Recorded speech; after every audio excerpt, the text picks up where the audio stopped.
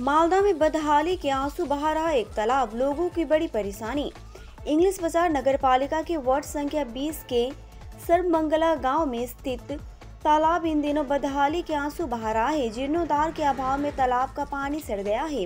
पिछले 7-8 दिनों से मछलियां मर रही है और बदबू फैल रही है। सड़ांत की दुर्गंध से आसपास के लोग तंग आ गए हैं।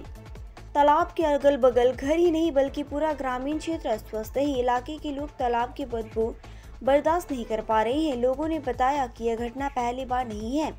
पिछले दिनों भी इस तालाब में सड़ती मछलियों की दुर्गंध से अवस्था कर और स्वास्थ्यकर माहौल बन गया था, लेकिन इस बार ये कुछ ज्यादा ही हो गया है।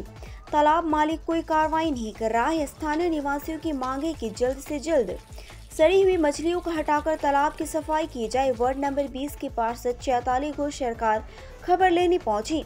उन्होंने तालाब के चारों ओर देखा और नगर पालिका अध्यक्ष को सूचना देकर शीघ्र कार्रवाई का आश्वासन दिया। বলুন কি অভিযোগ আপনাদের?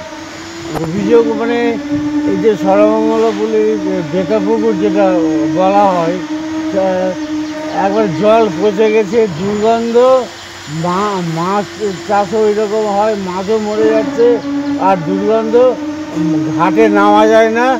এই অবস্থায় দাঁড়িয়ে আমরা একটা অস্বাস্থ্যকর অবস্থা আমরা পড়েছি। কতদিন ধরে মাছ পচে আছে পুকুরে? বেশ কিছুদিন ধরে এর সংস্কার হচ্ছে না। আমরা আগে এখানে মানুষ স্নান করতো, এখন ঘাটেই নামতে পারছে না।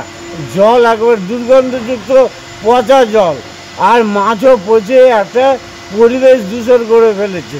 তো পুকুরে মাছ পচে আছে পুকুরে? এটা তো মোটামুটি 4-5 দিন হয়েই গেল, মনে হয় 4-5-6 দিন হয়েই গেল। তো এর আগেও কি এরকম সমস্যা হয়েছিল না এবারই এরকম হয়েছে? এটা এর আগেও 2-1 বার হয়েছে। এবার কি বেশি হয়েছে? না, একই ওরকমই। তো যে পুকুর লিজ নিয়েছে বা যিনি মালিক তারা কি কোনো ব্যবস্থা নিয়েছে এখন পর্যন্ত?